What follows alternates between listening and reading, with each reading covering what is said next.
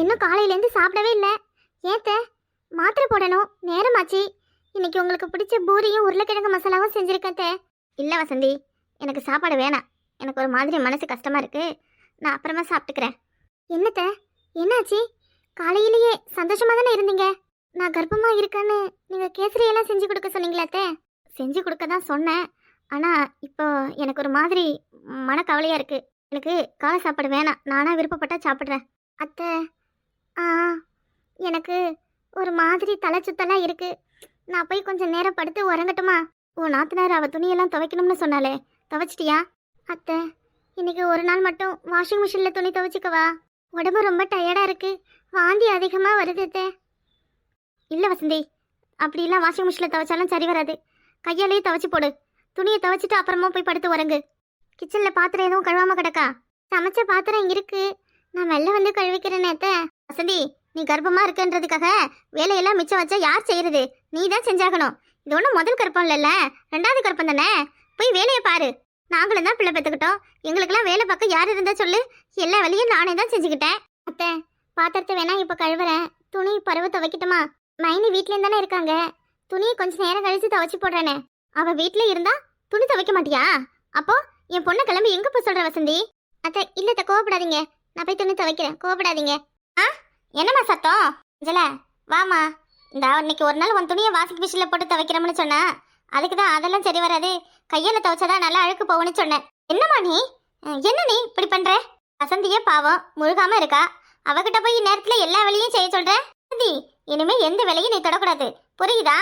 வீட்டுக்கு ஆம்பளை வயசை பெற்று கொடுக்குற வரைக்கும் எந்த வேலையும் நீ செய்யக்கூடாது. ஏய், துவைக்காம கிடக்கிறது உன் துணி தான், நான் தான் வேலையெல்லாம் செய்வேன்னு சொல்றேன். என் துணி கிடந்தா என்ன? எனக்கு கையெல்லாம் நல்லா தான் இருக்கு, நானே துவைச்சிக்கிறேன். வசந்தி, ஃப்ரிட்ஜில் பழம்லாம் வச்சிருந்தேன், எடுத்து பார்த்தியா? இல்லை மைனி, ஃப்ரிட்ஜை நான் உங்கள் விருப்பம் இல்லாமல் திறக்க மாட்டேன், உங்களுக்கு தெரியுமில்ல. இல்லை, நான் ஃப்ரிட்ஜில் எதுவும் எடுக்கல மைனி. ஏய் வசந்தி, இனி அப்படியெல்லாம் எதுவும் யோசிக்காத. உன் விருப்பத்துக்கு என்னென்ன செய்யணும்னு தோணுதோ எல்லாமே பண்ணு. அஞ்சல, நீயா இது? நான் தாம்மா. வசந்தி கர்ப்பமாக இருக்கான்னு தெரிஞ்சு நான் கோவப்பட்டேன், அது வசந்திக்கே தெரியும். ஆனாலும் என் கோவம் முட்டாள்தனமானதுன்னு நான் இப்போ தான் புரிஞ்சுக்கிட்டேம்மா. வசந்தி நல்லபடியாக குழந்தைய பெற்று கொடுக்குற வர அவளுக்கு இந்த வீட்டில் எல்லா சேவகமும் நீயும் நானும் தான் பண்ணணும். இந்த வீட்டுக்கு ஒரு ஆண் வாரிசா கொடுக்கணும் வசந்தி. அஞ்சல, ஏய், கனவுல எதுவும் இருக்கியா? ஏய் அஞ்சல, வேணும்னா கிள்ளி பார்த்துக்கோ, நான் பேசுறதுல நிஜம்தான். நீயா நிக்கிற? உட்காரு முதல்ல. வேண்டாம் மைனி, எப்படி உங்க முன்னாடி அத்தை முன்னாடியும்? ஓ இல்லை இல்லை, நானே நிற்கிறேன், ஒன்றும் இல்லை. வசந்தி, முன்னாடி நடந்ததெல்லாம் எதையும் மனசில் வச்சுக்காதம்மா. நானும் அம்மாவும் ஏதோ ஒரு கோபத்தில் உன் மேலே நாங்கள் அப்படி எங்களோட வெறுப்பெல்லாம் காமிச்சிட்டோம். ஆனால் இப்போ நீ ஒரு உயிர் கிடையாது, 2 உயிர். என் வீட்டோட வாரிசு உன் வயிற்றுல வளருது. தம்பி வீட்டுக்கு வர வரைக்கும் உன் வாரிசா நாங்கள் தான் பார்த்துக்கணும். அஞ்சலியே சொல்கிறல்ல வசந்தி, உட்காரு. வசந்திமா, நல்லா இனிமே ஹெல்த்தியாக தான் சாப்பிடணும், சரியா? சாமிக்கு விரதம்னு சொல்லி எந்நேரமும் விரதம் இருந்துக்கிட்டு உடம்பை கெடுத்துக்காத. இனி 3 நேரமும் நல்லா சாப்பிடணும். Orange juice, carrot juice, beetroot ஜூஸுன்னு நிறைய ஃப்ரூட் ஐட்டமாக சாப்பிடணுமா. நான் சாப்பிட்றதுலாம் இருக்கட்டும், காலையிலே உங்களுக்காக பூரியும் மசால் கிழங்கும் செஞ்சுருக்கேன், நீங்கள் வந்து முதல்ல சாப்பிடுங்க. அதெல்லாம் இப்போ ஒன்றும் வேண்டாம். நீ சாப்பிட்டியா இல்லையா? என் துணியை துவைக்கிறது, பாத்திரத்தை கழுவுறது எல்லாத்தையும் நாங்கள் பார்த்துக்குறோம். வீட்டுக்கு ஒரு வேலை ஆள் வச்சுக்கிறோம். நீ நல்லா சாப்பிட்டு நிம்மதியாக ரெஸ்ட் எடு. நீங்கள் சாப்பிடாம என்னைக்கு நான் சாப்பிட்ருக்கேன்? ஐயோ, அதெல்லாம் இப்போ விட்டுடு. பாத்தியா பழசையே சொல்லி மீண்டும் எங்களை சிரமத்துக்கு ஆளாக்குற. இவ்வளோ நாள் ஏதோ காசு பணத்துக்கு ஆசைப்பட்டு கோவத்தெல்லாம் உன் மேலே காமிச்சிட்டோம். ஆனால் காசு பணத்தை விட அன்பு பாசம்தான் பெருசுன்னு நீ இப்போ எங்களுக்கு புரிய வச்சுட்டமா. நீ போச்செல்லாம், நீ ரெஸ்ட் எடு போ. ஒரு ரூம்ல உனக்கு தேவையான டேப்லெட், அப்புறம் ஃப்ரூட்ஸ், ஸ்வீட் சாப்பிடணும்னு ஆசைப்பட்டா ஸ்வீட் இருக்கு, சாப்பிடு. காரம் சாப்பிடணும்னு ஆசைப்பட்டா காரம் இருக்கு. உனக்கு என்னென்ன வேணுமோ கேளு, சரியா? சரி. இப்போ நீ உள்ளே போமா, நாங்கள் வேலையெல்லாம் முடிச்சுட்டு உன்னை வந்து பார்க்குறோம். சாப்பிட்டுட்டு நல்லா ரெஸ்ட் எடு. டீ வேணும்னா கேளு. சரி மைனி, இவ்வளோ சீக்கிரத்தில் நீங்கள் மனசு மாறுவீங்க நான் நினச்சி கூட பார்க்கல. என்னோட கஷ்டத்தையும் புரிஞ்சுக்கிட்டு என்னையும் ஒரு மனுஷியாக மதிக்கிறீங்களே, உங்களுக்கு நான் எப்படி நன்றி சொல்கிறதுனே தெரியல. என் கண்ணீருக்கெல்லாம் ஆண்டவன் பதில் சொல்லிட்டான்னு நினைக்கும் பொழுது எனக்கு ரொம்ப சந்தோஷமா இருக்கு. இப்படி ஒரு சந்தோஷத்தை அனுபவிக்கதான் ஆண்டவன் என்னை இவ்வளோ நாள் கஷ்டப்படுத்தியிருக்கான் போல இருக்கு. எனக்கு இது போதும் மைனி, உங்களுடைய பாசம் மட்டும் போதும். எனக்கு சுகமோ சொத்தோ வேற எதுவும் தேவையில்லை. நீங்கள் 2 பேரும் என் மேலே அன்பா பாசமா இருக்கீங்கல்ல, அது மட்டும் போதும். சரிம்மா. சரி பரவாயில்ல, போ, ஃபீல் பண்ணாத. அப்புறம் வயிற்றுல இருக்கிற குழந்தை கவலைப்படும். என்னுடைய குழந்தைய இவ்வளோ அன்பா இவ்வளோ அரவணைப்பா நீங்கள் பார்த்துக்குவீங்கன்னு நான் நினச்சி பார்க்கல மைனி. உங்களை என் கூட பிறந்த அக்கா மாதிரி நினைச்சேன், அது பொய் இல்லைன்னு நீங்க நிரூபிச்சிட்டீங்க மைனி. இதுல என்னடி ஆச்சு உனக்கு? நீ பிறந்ததுலேருந்து இந்த நாள் வரையும் ஒரு விஷயத்துல பிடிவாதம் பிடிச்சா அதை அடையாம என்னைக்குமே விட்டதில்ல. ஆனா இப்ப நீ வசந்தி கிட்ட நடந்துக்கிறதெல்லாம் பார்த்தா அம்மா கடைசி வரை அப்படியே இருந்துட முடியுமா? என்னம்மா நீயே என்ன நம்பல? நானும் ரொம்ப யோசிச்சு பார்த்தேன். நீ சொன்ன மாதிரி இவ வயித்துல வளர குழந்தை என்னமா பாவம் பண்ணுச்சு? அது நம்ம தம்பியோட குழந்தை தானே. சொத்துக்கு ஆசைப்பட்டு ஒரு உயிரை கொல்றது பாவம் இல்லையா? அந்த பாவம் நமக்கு எதுக்குமா? அஞ்சல, நான் உன்னை என்னவோ நினைச்சிட்டேன்டி, என்னை மன்னிச்சிடடி. பரவாயில்லம்மா, இருக்கட்டும். சரி, நான் போய் என் துணியெல்லாம் துவைக்கிறேன். நீங்களும் போய் ரெஸ்ட் எடுங்க. உங்களுக்கு எது வேணும்னா கேளுங்கம்மா. நான் அடுப்படியில பாத்திரம் கிடக்கு, அதை போய் கழுவுறேன். சரியா? கூட பிறந்த அக்காவ மேல கூட பிறந்த அக்கா. ஏய் வசந்தி, என்னைக்குமே நான் நினைச்சதை அடையாம விட மாட்டேன்டி. நீ கர்ப்பமா இருக்குங்கிற ஒரு காரணத்துக்காக இவ்வளோ நாள் எனக்கு சாதகமா பேசின என் அம்மா ஒரே ஒரே நிமிஷத்துல மாறிட்டாங்க. அப்படி எல்லாரையும் உன் பக்கம் இந்த குழந்தைய காரணம் காட்டி இழுத்துக்கிட்ட நீ உன்னைய சும்மா விட்டுருவனா? விட்டுடுவனாடி. புலி பதுங்கிறது போயறதுக்கு தாண்டி. நான் என்ன பண்றேன்னு பாரு. அளவுக்கு அதிகமா தேனை குடிச்சாலும் அது விஷமா தாண்டி மாறும். கொஞ்சம் கொஞ்சமா தேன் மாதிரி உன்னைய நான் ஊரு தெரியாம அழிக்கிறேன்.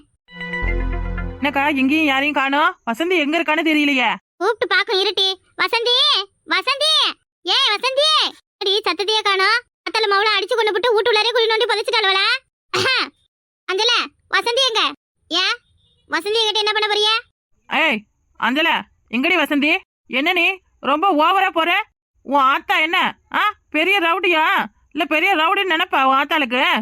அன்னைக்கு வசந்தி அடிச்சு அவன் மண்டையை உடைச்சிருக்கீங்க. என்ன நினைச்சிட்டு இருக்கீங்க? ஏட்டி சின்ன பொண்ணு, இவ வீட்டுல போய் இவ குடும்பம் நடத்தினா தானே மாமியா குடும்பம்னா என்னன்னு தெரியும்? காலம் முழுக்க ஆத்தா வீட்டுல உட்காந்துக்கிட்டு அண்ணனையும் தம்பியும் ஏமாத்தி நல்லா ஓசில திங்கிறவங்களுக்கு என்ன தெரியும்?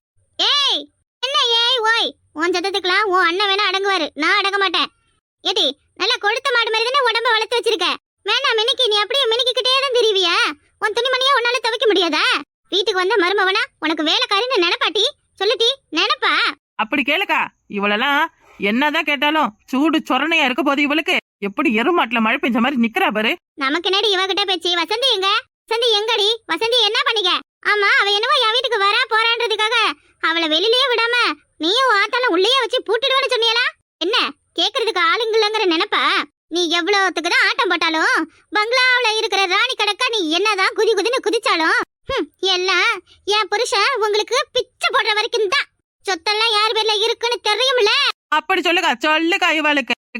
இந்த வீட்டுக்கு நீதான் ராணி, நீதான் எஜமானி. இந்த வீட்டுக்கு முழு ஓனரே நீதான். நீ போட்ட பிச்சையில வாழற எச்ச போய் வசந்திய உருட்டுறா மிரட்டுறா. ரொம்ப பேசுற பேச்சி, ரொம்ப ரொம்ப அதிகமா பேசுற. யார் சொன்னா சொத்தெல்லாம் உன் புருஷன் பேர்ல இருக்குன்னு? உனக்கு தெரியுமா? தெரியுமா? ஏய் நிப்பாட்டை தெரிஞ்சுக்கிட்டு தான் பேசுறேன். சொத்து எல்லாம் என் புருஷன் பேர்ல தான் இருக்கு. சின்ன வயசுல என் புருஷனை ஏமாத்தி உங்க ஆத்தா பத்திரத்தை வாங்கி பதுக்கி வச்சிருக்கு. இன்னைக்கா இருந்தாலும் சொத்துக்கு சொந்தக்காரன் என் புருஷன் தான். ஆடுற வரைக்கும் ஆடிட்டு கடைசில உடங்கிக்கிட்டு போங்க, புரியுதா? என்னடி என்ன? இங்க பாருமா, இவள பிறந்த வீட்டுல நாள் நுழைஞ்ச மாதிரி உள்ள வந்து என் புருஷன் பேர்ல தான் இருக்கு, வெளியே போங்க. அவ இவனு ஒரு மாதிரி பேசுறா. நான் தான் அப்பவே சொன்னல இவளுக்குலாம் ரொம்ப அதிகமா இடம் கொடுக்காதேன்னு. எல்லாம் உன்னாலதான், உன்னால மட்டும்தான். என்னம்மா பேச்சு? உன் மவ ஆரம்பிச்சா நான் பேசினேன். உன் மவ அமைதியா இருந்தா நாங்களும் அமைதியா தான் இருந்திருப்பேன். போய் சொல்றேன். நான் ஒண்ணுமே பேசலமா, எல்லாமே இவளுங்க தான் பேசுறாளுங்க. அஞ்சல, இவ்வளவு நேரம் நல்லா தானடி இருந்த, திடீர்னு என்னாச்சு உனக்கு? சரி உள்ள போ, டென்ஷனா இருக்க, நீ உள்ள போ, நான் பேசிக்கிறேன். அம்மா, இவளுங்க எதுக்கு முதல்ல இங்க வந்தாளுங்க? இவளுங்களுக்கு என்ன வேலைங்க? வசந்திய பார்க்க வந்தோம். வசந்தி எங்க இருக்கா? மடி, வசந்தி கர்ப்பமா இருக்காமா? ஐயோ, கர்ப்பமா இருக்காளா? அட பாவி சண்டாளிகளா, ஆத்தாலும் அவளும் சேர்ந்துக்கிட்டு ஒரு புள்ளத்தாச்சி பொம்பளையவா குடும்பப்படுத்துறியே. சி, இந்த அநியாயெல்லாம் எங்க அடுக்குமோ? கர்ப்பமா இருக்கான்னு தெரிஞ்சுமா அடிச்சு அவ மண்டிய உடைச்சிய? இல்ல வயசுல பெரிய பொம்பளை தானே நீனே? நீ எப்படி எல்லாம் பண்றிய? நல்லா இருக்க இதெல்லாம்? உன் மொப இஷ்டத்துக்குலாம் நீ ஆடிக்கிட்டு நிக்கிறதுக்கு எங்க நீ அனுபவிக்க போறேன்னு தெரியல. யாரு முன்னாடி நடந்ததெல்லாம் வச்சுக்கிட்டு பேசாதிய. என் குடும்பத்தை எப்படி பாக்கணும்னு எங்களுக்கு தெரியும். வசந்திய பாக்கணும்னா உள்ள இருக்கா, பாத்துட்டு போங்க. என் மருமவ முழுகாம இருக்கா, அவளை எந்த தொந்தரவும் பண்ணாதீங்க. நாங்க யாரையும் தொந்தரவு பண்ண வரல. வசந்திக்காக வக்காலத்து வாங்கதான் வந்திருக்கோம்.